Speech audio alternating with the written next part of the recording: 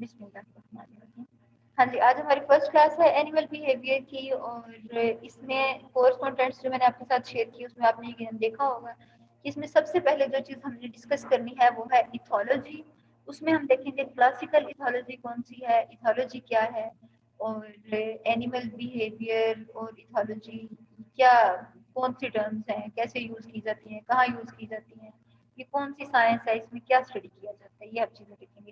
लेकिन उससे पहले मैं आपसे पूछना चाहूंगी आपके क्या हैं व्यूज इससे रिलेटेड, इससे एनिमल बिहेवियर से रिलेटेड क्या है बिहेवियर? एनिमल बिहेवियर हैं, ये एक्टिविटीज कोई भी हो सकती हैं हमारे पास, like feeding, locomotion, breeding, capturing of prey, like ऐसी एक्टिविटीज। कोई भी एक्टिविटीज जो परफॉर्म करते हैं ऑर्गेनिजम्स उनको हम एनिमल बिहेवियर में स्टडी करते हैं, ठीक है जी। थ्रू आउट द लाइफ जो एक्टिविटीज परफॉर्म करते हैं उस लाइफ में सारी एक्टिविटीज को हम बिहेवियर करते हैं, ठीक हो गया जी। अच्छा, अब मुझे आप में से कौन बताएगा कि बिहेवियर क्या है?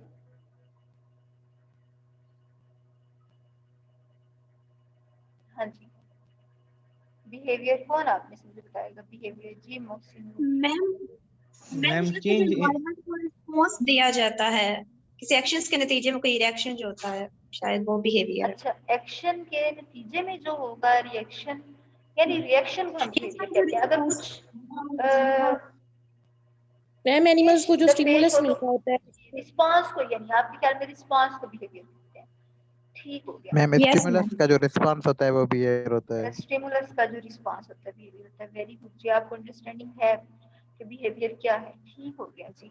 अच्छा जी, आपने जो बताया आप सबकी जो डेफिनेशन थी वो अपनी अपनी जगह पे सही कुछ मानों में थी, ठीक है, कि जो भी कोई इंसान करता है या कोई इंडिविजुअल करता है या किसी ने कहा कि जो लाइफ की तमाम एक्टिविटीज हैं और किसी ने ये कहा कि जो एक ऑर्गेनिज्म का रिस्पांस होता है उसको हम कहते हैं बिहेवियर। चले हम देख लेते हैं कि बिहेवियर क्या है।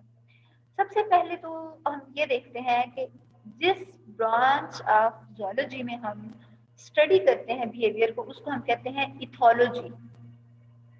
इथोलॉजी, अब आपने अपने कोर्स कंटेंट्स में देखा होगा क्लासिकल इथोलॉजी और उसके अलावा इथोलॉजी लिखा हुआ था कि इनको अगर आप डिफरेंशिएट करें तो क्या फर्क है इन दोनों में, क्लासिक इथोलॉजी और उसके अलावा इथोलॉजी में।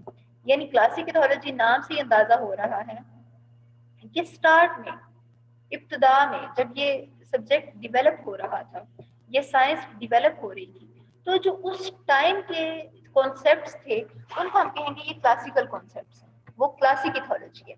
तो क्लासिक इथोलॉजी में भी बेसिकली बिहेवियर को ही स्टडी किया गया था और ये जो बिहेवियर है ये अमेरिकन साइंटिस्ट जो थे उन्होंने ये स्टडी किया, ठीक है। और उन्होंने इसको कहा कि ये जो बिहेवियर है किसी भी इंडिविजुअल का, ये उसका लर्न बिहेवियर नहीं है। यानी जो इंडिविजुअल जब इस दुनिया में आता है, कोई भी इंडिविजुअल, तो उसके अपने अंदर वो सारी चीजें इंस्टिंक्ट्स होती हैं, वो बिहेवियर परफॉर्म बाय नेचर करता है, इननेट बिहेवियर होते हैं सारे, यानी पैदाइशी तौर पे इनबिल्ट होती हैं वो चीजें सारी जो बाद में इंडिविजुअल जो है वो परफॉर्म करते हैं, ठीक है।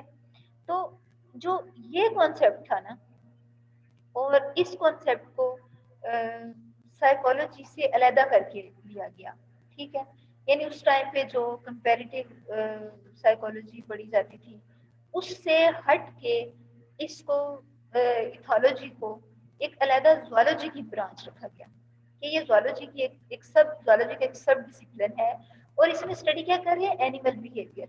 और बिहेवियर की बेस किस चीज को बना रहे हैं कि बिहेवियर जो है वो इंस्टिंक्ट होती है, जो एक इंडिविजुअल है बाय बर्थ उसके अंदर उसकी जो फितरत है, उसके जो बिहेवियर है वो इनबिल्ट है, इननेट बिहेवियर उन्होंने इसको इसका नाम दिया कि बिहेवियर इननेट होता है, बाय बर्थ होता है, ठीक है। तो उसको उन्होंने कहा कि ये इथोलॉजी है। बिहेवियर को इस अंदाज में उन्होंने स्टडी किया, ठीक है। अब जो साइकोलॉजिस्ट थे, जो इथोलॉजिस्ट थे ना वो यूरोपियन थे, जो साइकोलॉजिस्ट थे वो अमेरिकन थे। जो अब ये जो इथोलॉजिस्ट थे ना, इन्होंने, इनका एम्फसिस इस बात पे था कि बिहेवियर क्या है, ये इंस्टिंक्ट्स है, ठीक है। और इन्होंने जो अपनी इनकी जो ऑब्जर्वेशंस थी, जो इन्होंने एक्सपेरिमेंट्स परफॉर्म किए, जो इन्होंने रिसर्च की, वो फील्ड बेस्ड भी थी, यानी फील्ड में भी इन्होंने वर्क किया और उसके अलावा लैब्स में भी वर्क किया। लेकिन जो साइकोलॉजिस्ट थे उन्होंने सिर्फ लैब्स में वर्क किया, ठीक है। और ये जो इथोलॉजिस्ट थे, चूंकि ये फील्ड्स में वर्क करते थे, तो ये बहुत ढेर सारी स्पीशीज को ऑब्जर्व करते थे। लेकिन जो साइकोलॉजिस्ट जो सिर्फ लैब में एक्सपेरिमेंट्स करते थे, लैब बेस्ड रिसर्च थी जिनकी, वो सिर्फ चंद एक स्पीशीज को लेके उन पे अपने एक्सपेरिमेंट्स परफॉर्म करते थे, ठीक है। तो इस तरह से यानी कि एक डिस्टिंक्शन थी साइकोलॉजी में और इथोलॉजी में। लेकिन with the passage of time, जैसे जैसे एडवांसमेंट होती गई, ऐसे ही इन दोनों को भी रिलेट करके पढ़ा जाने लगा, ठीक है। तो वो जो बेसिक कॉन्सेप्ट्स थे ना बिहेवियर को लेके, बिहेवियर को जब स्टडी किया गया तो कहा गया कि ये इननेट बिहेवियर है। जो एम्फसिस था साइंटिस्ट्स का, इथोलॉजिस्ट्स का, वो ये था कि बिहेवियर जो है वो इंस्टिंक्ट्स है, ठीक है। और उसके बाद जैसे ही इस चीज पे मजीद रिसर्च की गई तो फिर बिहेवियर्स की मुख्तलिफ टाइप सामने आई, ठीक है। लेकिन जो आपने बात याद रखनी है वो ये कि जो फादर ऑफ इथोलॉजी, जिसको फादर ऑफ इथोलॉजी कहा जाता है, उसका नाम एक तो, बल्कि मैं नहीं बता रही, आपने खुद सर्च करना है, ठीक है। ये आपकी असाइनमेंट होगी, आपने ये सर्च करके मुझे बताना है नेक्स्ट क्लास में कि फादर ऑफ इथोलॉजी किससे कहा जाता है और क्यों कहा जाता है, उसकी क्या रिसर्च थी, ठीक है। अच्छा, उसके बाद अब जो हम कहते हैं इथोलॉजी क्या है, स्टडी ऑफ बिहेवियर।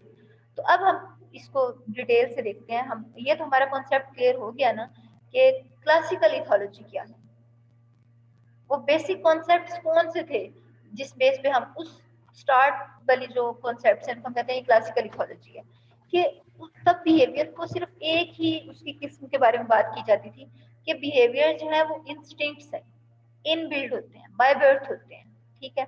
लेकिन उसके बाद with the passage of time, जैसे जैसे मजीद स्टडी होती गई तो पता चला कि सिर्फ जो इथोलॉजी है, जो हम बिहेवियर को स्टडी करते हैं, तो एनिमल बिहेवियर की कोई सिर्फ एक ही टाइप नहीं, सारे बिहेवियर्स इंस्टिंक्टिव ही नहीं होते, ठीक है। और भी बिहेवियर होते हैं, और भी डिफरेंट टाइप्स हैं बिहेवियर की, ठीक है।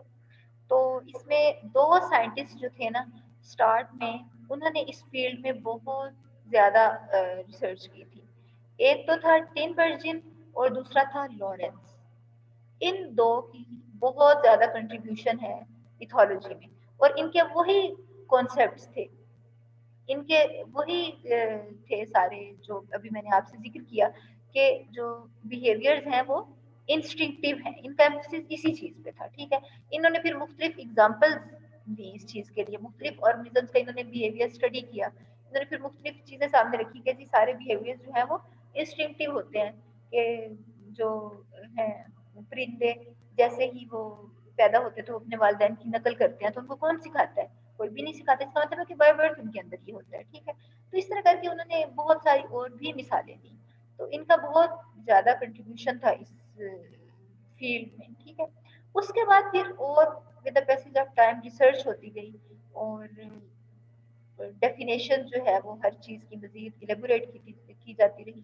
जैसे अब आप यहाँ पे हम बात अगर करें बिहेवियर की, तो बिहेवियर जिस तरह आप लोगों ने भी, मुख्तलिफ लोगों ने कहा इस चीज के बारे में, बिहेवियर के बारे में अपनी राय दी, तो अगर आप उन सारी चीजों को कंबाइन करें ना तो वो सारे बिहेवियर हैं, ठीक है। कोई भी इंडिविजुअल, कोई भी ऑर्गेनिज्म, सिर्फ एक ऑर्गेनिज्म नहीं, कोई एक कम्युनिटी भी अगर कुछ कर रही है, एक पॉपुलेशन भी कुछ कर रही है, जो भी किया जा रहा है, कोई इंडिविजुअल कर रहा है या कोई एक ग्रुप कर रहा है, एक ग्रो कर रहा है, तो उसको हम कहते हैं ये बिहेवियर है, ठीक है। अब इसमें सारे प्रोसेसेस आ जाते हैं, और जो भी, जैसे अब एक आप में से एक स्टूडेंट ने कहा कि जो हम रिस्पॉन्ड करते हैं उसको हम बिहेवियर कहते हैं। एक स्टूडेंट ने ये कहा कि इन्वायरमेंट से कोई स्टिमुलस आता है तो उस स्टिमुलस के अकॉर्डिंग जो हम रिस्पॉन्स देते हैं उसको हम कहते हैं कि ये बिहेवियर है।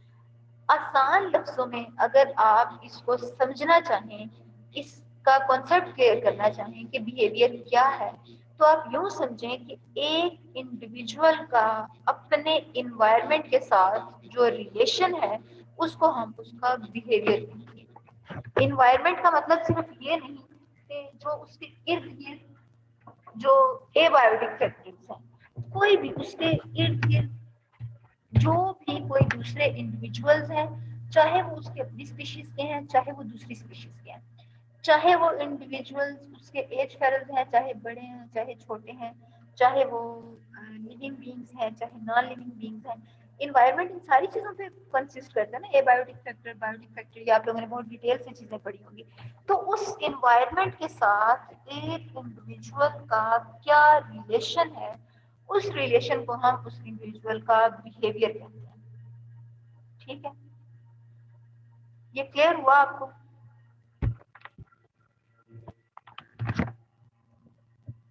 हाँ जी, यहाँ तक ये पॉइंट आपको क्लियर होगा कि बिहेवियर है क्या?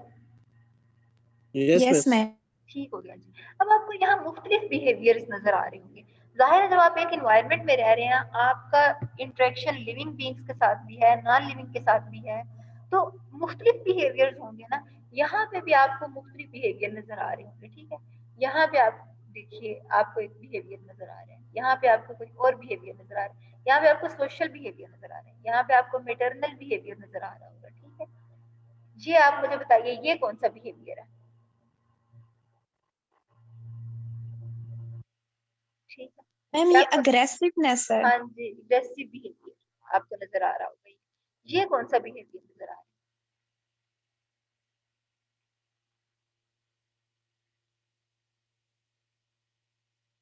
कुछ खुशगवार सा ही महसूस हो रहा है, इसको कुछ मैं प्रिडिक्ट नहीं कर पा रही हूँ, बाहर देखने से लग रहा है ना, वो ऐसी ही कुछ फीलिंग आ रही है, कुछ खेल टाइप कुछ है, ये तो लड़ाई वाला नहीं है, फाइट वाला बिहेवियर, एग्रेसिव बिहेवियर नहीं है। ठीक है, तो मुख्तलिफ बिहेवियर हो सकते हैं एक इंडिविजुअल के उसके इन्वायरमेंट में।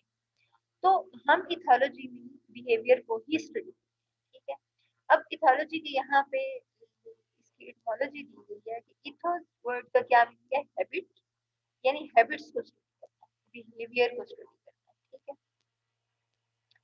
अच्छा, उसके बाद मुख्तलिफ ब्रांचेज हैं। अगर आप बिहेवियर को स्टडी कर रहे हैं इथोलॉजी ब्रांच में, तो इसकी आगे इथोलॉजी की भी डिफरेंट है सब ब्रांचेज, कि आप बिहेवियर को किन बेसिस पे स्टडी कर रहे हैं।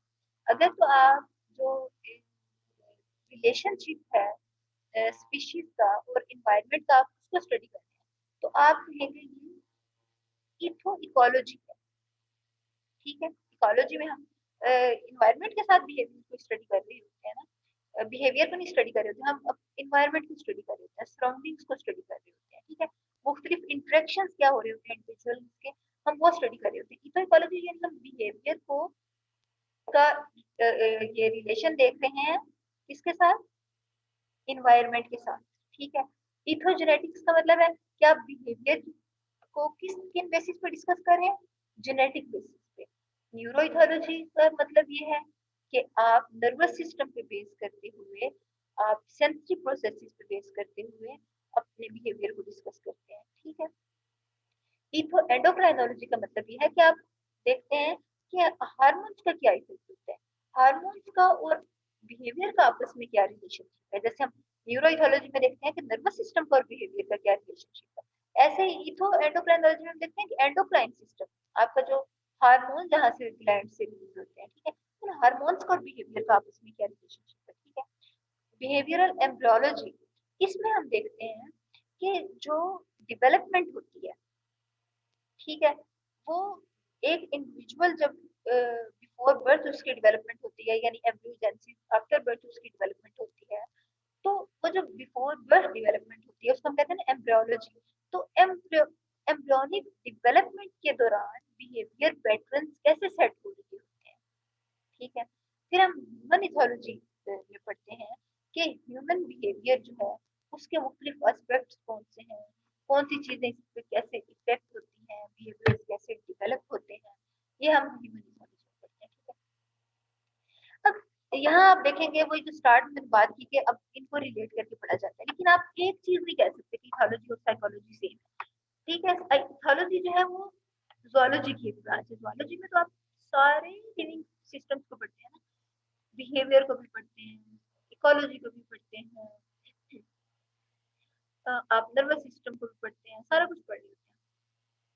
तो इथोलॉजी में आप सिर्फ बिहेवियर को पढ़ते हैं।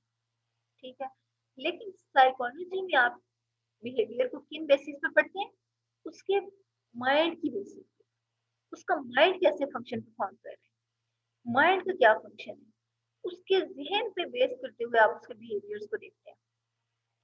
इथोलॉजी में भी आप बिहेवियर को देखते हैं, लेकिन किस चीज पे बेस करते हुए देखते हैं, इन्वायरमेंट पे बेस करते हुए देखते हैं कि जिस इन्वायरमेंट में एक इंडिविजुअल रह रहा है उस इन्वायरमेंट में उसका कैसा बिहेवियर है। इन्वायरमेंट के साथ आप देखें ना, कोई कोई प्रीडेटर होते हैं, कोई इंडिविजुअल प्रे होते हैं, ठीक है, कोई उसमें पैरासाइट्स होते हैं, कोई होस्ट होते हैं, ठीक है, कोई हर्बीवोर्स होते हैं, कोई उसमें ओमनीवोर्स होते हैं, मुख्तलिफ बिहेवियर्स है ना। यानी एक इंडिविजुअल का इन्वायरमेंट में क्या बिहेवियर है, या मैटरनल बिहेवियर माएँ शो करती हैं, पैटर्नल बिहेवियर फादर शो करते हैं, ठीक है, पेरेंटल बिहेवियर वालिदैन शो कर रहे हैं। जो इंडिविजुअल का एक बिहेवियर है एक इन्वायरमेंट के अंदर, उसको हम कहते हैं इथोलॉजी। और साइकोलॉजी में भी हम बिहेवियर को स्टडी करते हैं, लेकिन किन बेसिस पे, माइंड की बेसिस पे। ठीक है, और इन्वायरमेंट के साथ जब रिलेशन से हम स्टडी करें तो उसको हम कहते हैं ये इथोलॉजी है। ठीक है,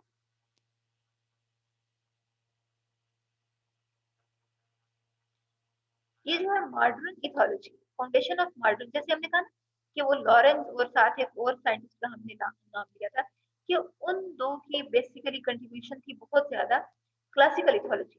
तो अगर हम मॉडर्न इथोलॉजी की बात करें तो इसकी डेवलपमेंट तब हुई जब थ्योरी ऑफ एवोल्यूशन आई।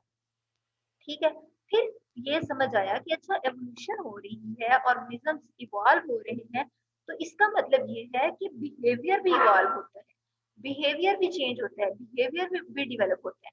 ऐसा नहीं होता कि जैसा कि क्लासिकल इसमें इथोलॉजी में ही कॉन्सेप्ट था कि बिहेवियर इंस्टिंक्टिव होते हैं। ठीक है, तो यहाँ पे हम इस मॉडर्न इथोलॉजी में ये देखेंगे कि बिहेवियर जो है वो लर्न भी होते हैं, लर्निंग से भी बिहेवियर डेवलप होते हैं। ठीक है, आप एक कोई कोई एक आपका रिस्पांस होता है, उसके आपके रिस्पांस की सूरत में आपको एक रिवार्ड मिलता है।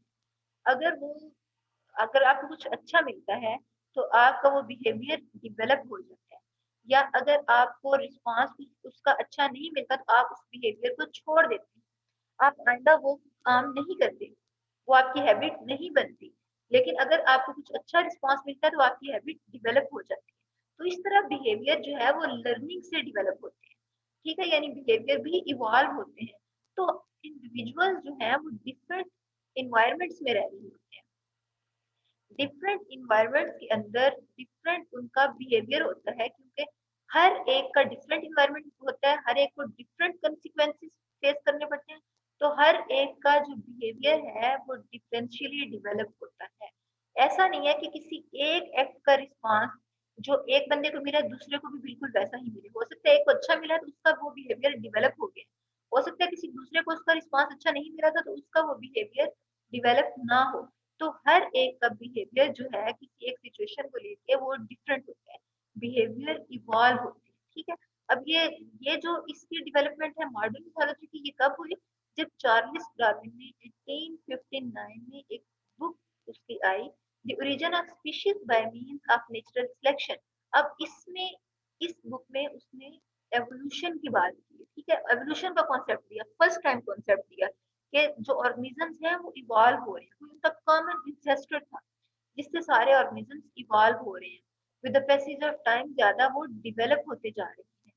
ठीक है, वो कम्प्लेक्सिटी की तरफ जा रहे हैं, स्टेबिलिटी की तरफ जा रहे हैं, इम्प्रूव हो रहे हैं। ठीक है, तो उसके बाद उसने अपनी ये जो एवोल्यूशन के लिए एक बुक थी, तो साथ ही उसने एक और बुक उसकी आई जो बिहेवियर पे थी। ठीक है, वो क्या था उसका नाम, द डिसेंट ऑफ मैन। ठीक है, उसके बाद उसकी एक सेकंड बुक 1873 में, the expression of the emotion in man and the animal, यानी बिहेवियर से पहले उसने कौन सा कॉन्सेप्ट किया, एवोल्यूशन का, उसके बाद उसने बिहेवियर से रिलेटेड 2 बुक्स उसने लिखी। और ये क्या, इस जब ये एवोल्यूशन का कॉन्सेप्ट आया तो उसके बाद ये कॉन्सेप्ट भी डेवलप हुआ कि जैसे ऑर्गेनिजम्स इवॉल्व हो रहे हैं, इंडिविजुअल्स इवॉल्व हो रहे हैं, ऐसे ही उनके बिहेवियर भी इवॉल्व हो रहे हैं। ठीक है, उसके बाद बिहेवियर पे और मुख्तलिफ बुक्स आई। आप देखिए ना कि 1871 और 1873 में ये फर्स्ट बुक्स थी डार्विन की, 1859 में उसकी एवोल्यूशन की बुक थी। ठीक है, उसके बाद 2 दहाइयों बाद उसने ये बुक्स लिखी और इसके बाद 80s में ये 3 बुक्स आई। ठीक है,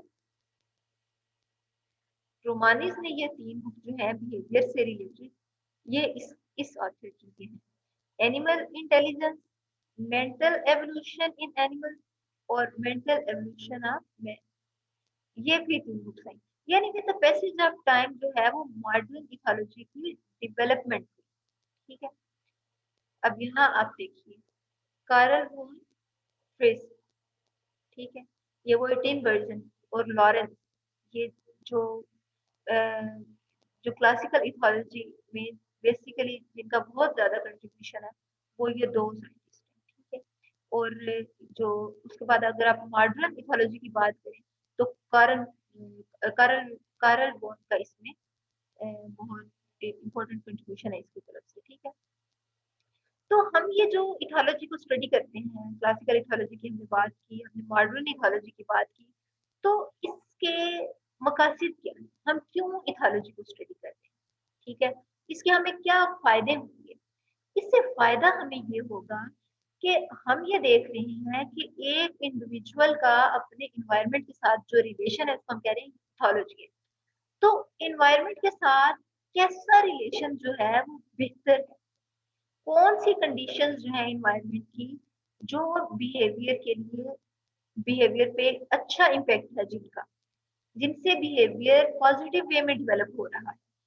तो अगर आप बिहेवियर को स्टडी करते हैं इन्वायरमेंट से रिलेट करके, तो आप अपने इन्वायरमेंट को आप इन्वायरमेंट को इस अंदाज में स्टेब्लिश कर सकते हैं कि जिसमें आपके बिहेवियर के डेवलपमेंट होने के ज्यादा चांसेस हो, बिहेवियर की डेवलपमेंट के ज्यादा चांसेस, बिहेवियर के डेवलप होने के ज्यादा चांसेस। ठीक है, उसके अलावा अगर आप बिहेवियर को स्टडी करते हैं, इथोलॉजी को स्टडी करते हैं, तो आप बॉडी लैंग्वेज से, यानी जो एक एनिमल का बिहेवियर है, जो वो रिस्पॉन्स दे रहा है, उससे आप उसके जहन को समझ सकते हैं। जो उसकी बॉडी लैंग्वेज है उससे आपको अंदाजा हो सकता है कि इसके माइंड में क्या है। जैसे पीछे मैंने आपको मुख्तलिफ तस्वीरें दिखाई तो आपने देख के कहा कि ये अग्रेसिव बिहेवियर है, वो बोल तो कुछ नहीं रहे, ठीक है, वर्बली तो आपको कुछ भी नहीं बताया जा, लेकिन आप उनकी बॉडी लैंग्वेज से अंदाजा हो गया। तो बॉडी लैंग्वेज क्या है, एक रिस्पॉन्स है ना। तो अगर आप इसको इसको स्टडी करते हैं, बिहेवियर को स्टडी करते हैं, तो उससे आप के लिए माइंड को स्टडी करना भी आसान हो जाता है। ठीक है, और जब आप बिहेवियर को स्टडी करते हैं, आप एक कंपैरिजन कर सकते हैं नॉर्मल और एबनॉर्मल बिहेवियर का। ठीक है, उसके अलावा जब आप इन चीजों को इन चीजों में आपकी अंडरस्टैंडिंग बढ़ जाएगी, यानी कि आप माइंड को रिलेट करेंगे बिहेवियर के साथ, उसके बाद आप डायग्नोज कर सकेंगे कि इसमें नॉर्मल बिहेवियर कौन सा है, एबनॉर्मल बिहेवियर कौन सा है। जब आप इन चीजों को समझ सकेंगे तो फिर आप यकीनन इन चीजों को ट्रीट भी कर सकेंगे, इनकी ट्रीटमेंट भी कर सकेंगे। उसके अलावा जब आप इंडिविजुअल्स का एनिमल्स का बिहेवियर समझ जाते हैं, तो फिर आप उसके अकॉर्डिंग उनको हैंडल करते हैं, उनके आप उनके अकॉर्डिंग उनके बिहेवियर के अकॉर्डिंग उनको हैंडल कर सकते हैं।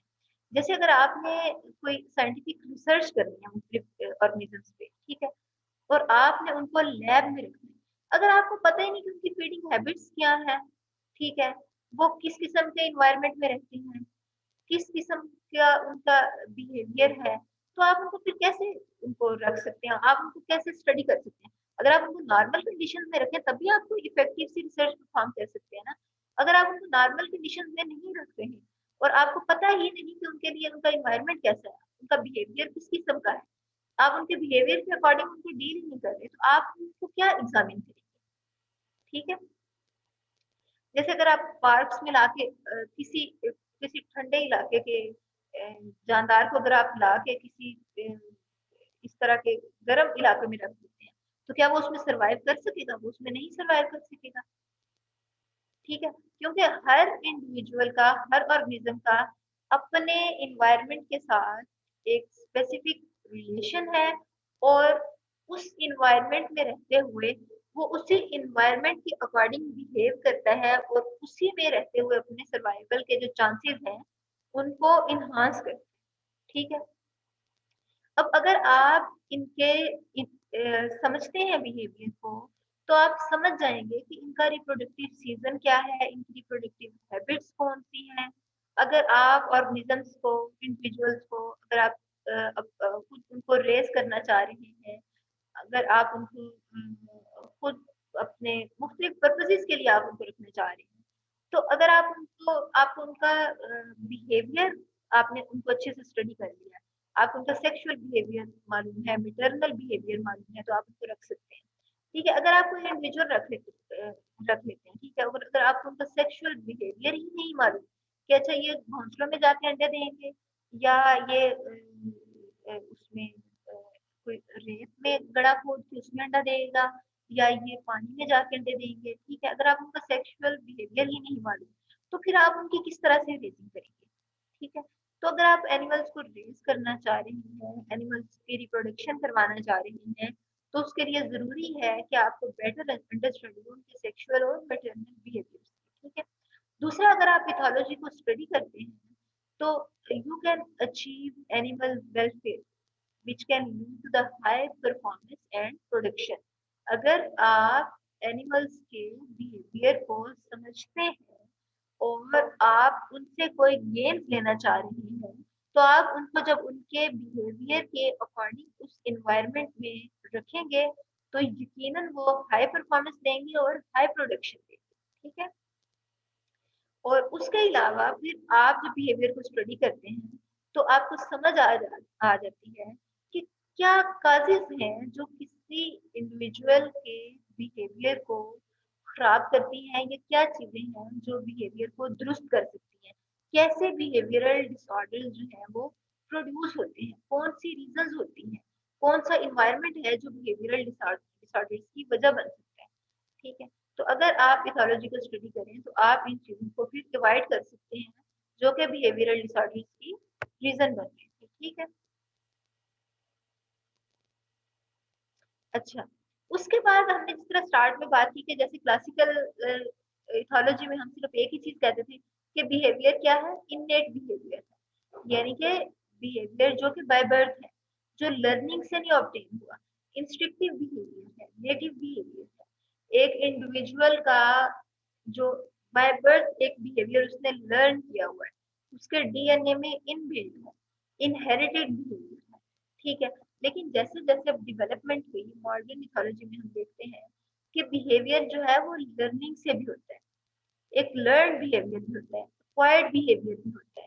ठीक है, तो इननेट बिहेवियर भी होते हैं और एक्वायर्ड बिहेवियर भी होते हैं, लर्न बिहेवियर भी होते हैं। दोनों बिहेवियर जो है वो सर्वाइवल के लिए जरूरी है।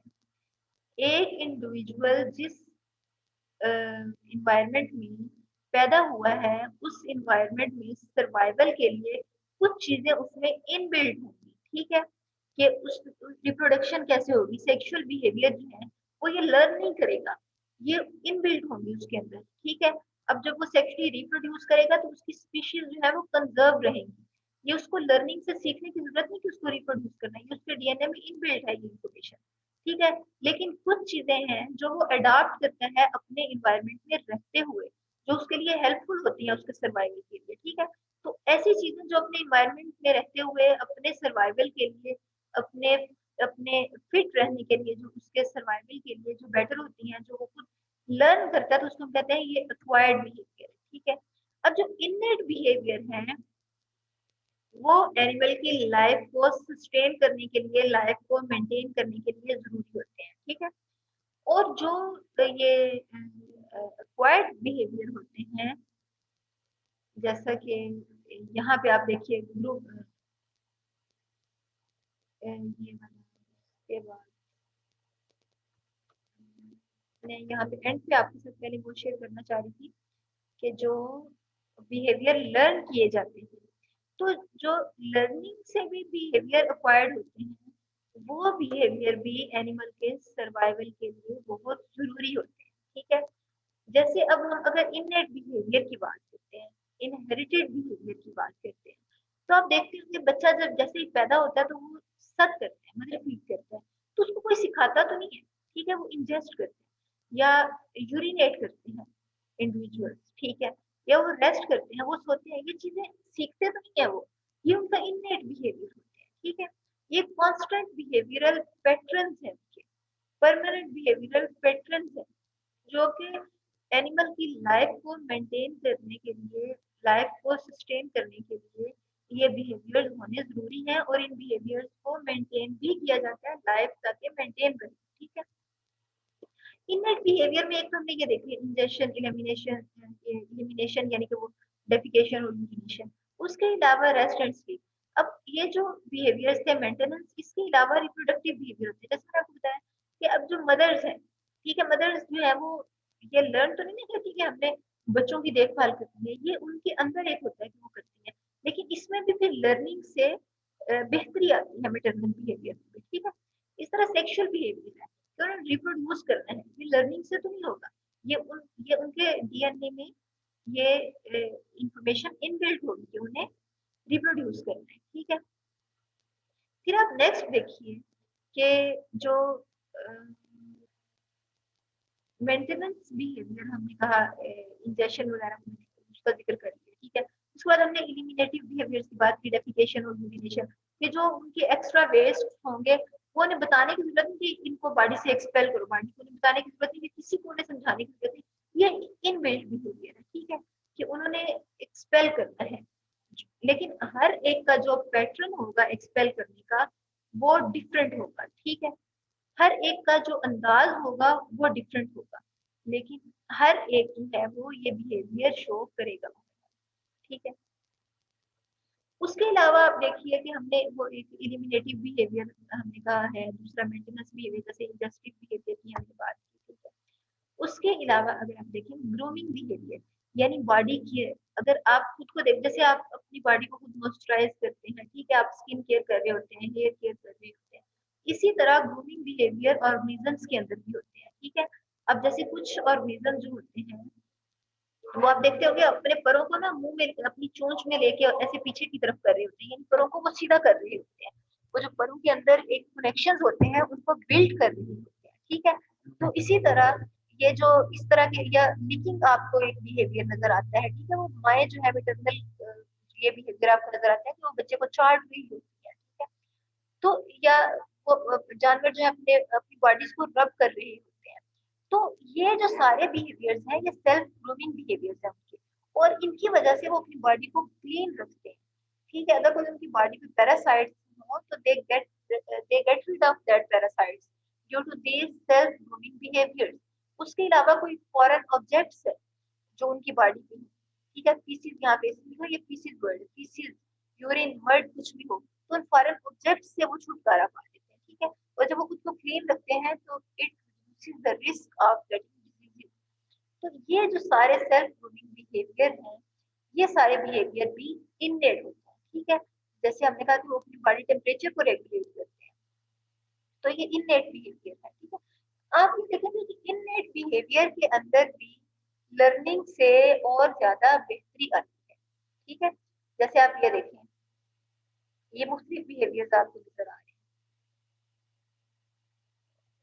ठीक है, अब कुछ होती है सेल्फ ग्रूमिंग, जैसे पीछे आपने देखा, कुछ होती है mutual grooming, social grooming, allo grooming, ये आपको सोशल ग्रूमिंग नजर आ रही है, ये वाली जो है। ठीक है, ये जो ये आपको नजर आ रही है ये क्या है, ये देखिए खुद लिख कर रहा है अपनी बॉडी को चार्ट में। ठीक है, ये कौन सी ग्रूमिंग है, सेल्फ ग्रूमिंग, ये अपनी बॉडी को रब कर रही है, ये सेल्फ ग्रूमिंग है। ठीक है, ये देखें ये वन चूहा भेज रहा है अपने जिस्म पे, तो ये क्या है, ये सेल्फ ग्रूमिंग है, ये देखिए आप ये लिख कर रही है। ये प्रीनिंग करते हैं बर्ड्स अपने फेदर्स को, ठीक है। ये देखें, ये जो हॉर्स है, ये यूरिनेशन के बाद ये बिहेवियर इस तरह से शो करता है, ठीक है। तो ये सारे जो है ये सेल्फ ग्रूमिंग बिहेवियर्स है। लेकिन अगर आप ये देखें कि ये जो बिहेवियर है ये सोशल ग्रूमिंग है, म्यूचुअल ग्रूमिंग है, एलो ग्रूमिंग है, ठीक है। कि एनिमल्स एक दूसरे की केयर करते हैं, ठीक है। और इससे जब वो एक दूसरे की केयर करते हैं तो उन्हें खुद भी फायदा होता है इससे, ठीक है। जैसे आप देखें कि एक दूसरे के वो जख्मों की केयर कर रहे होते हैं और एक दूसरे से एक्टोपैरासाइट्स वो रिमूव करते हैं जब इस तरह लिकिंग वगैरह करते हैं, ठीक है। और उसके अलावा आप देखेंगे कि जब इस तरह से वो इंडिविजुअल्स एक दूसरे के साथ बिहेव करते हैं तो उनके दरमियान जो सोशल बॉन्डिंग है वो इनहांस होती है, प्रमोट होती है, मजबूत होती है, ठीक है। And this mutual grooming reduces the aggression and tension. कि जब इंडिविजुअल इस तरह से एक सोशल हार्मनी से रहते हैं तो जो एग्रेशन है वो रिड्यूस होता है, ठीक है। टेंशन रिड्यूस होती है। आपको देखा नहीं, जैसे टेंशन में होता है तो अम्मा की गोद में सर रख के लेटे तो आप ऐसे आपको सुकून सा मिलता है, ठीक है। तो जो भी इंडिविजुअल जब इस तरह हार्मनी से रहते हैं तो उससे टेंशन जो है, एग्रेशन जो है वो रिड्यूस होता है और एक सोशल स्ट्रक्चर मेंटेन होता है, एक पूरा एक सोशल सिस्टम बन जाता है जिसमें सारे इंडिविजुअल जो है वो एक दूसरे के साथ लिंक्ड होते हैं, ठीक है। ये सारे जो हम बिहेवियर्स पढ़ रहे हैं ये कौन से बिहेवियर्स हैं? इननेट बिहेवियर्स हम पढ़ रहे हैं, ठीक है। और उसके बाद रिप्रोडक्टिव बिहेवियर्स, ठीक है। रिप्रोडक्टिव बिहेवियर्स जो है ये भी इननेट होते हैं, ठीक है।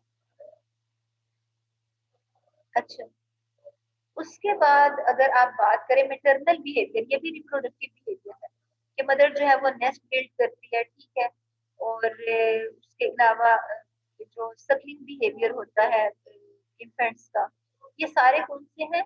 या ये जो चिक्स हैं इनमें ये ब्रूडिंग बिहेवियर होता है, ठीक है। ये सारे जो है ये इनके इननेट बिहेवियर है, ठीक हो गया। हमारा टाइम भी मीटिंग का खत्म हो रहा है। आज हमने बस बिहेवियर से रिलेटेड ही डिस्कस करा था। हमने डिफरेंट टाइप्स देख ली कि बिहेवियर जो है वो लर्न भी होते हैं और इननेट भी होते हैं। और जो इननेट है वो हम क्लासिकल उसमें डिस्कस करते थे और जो ये है मॉडर्न मिथोलॉजी में हम लर्न बिहेवियर को भी डिस्कस करते हैं इंस्टिंक्टिव बिहेवियर्स के साथ, ठीक है। तो यहाँ तक कोई बात ना करें।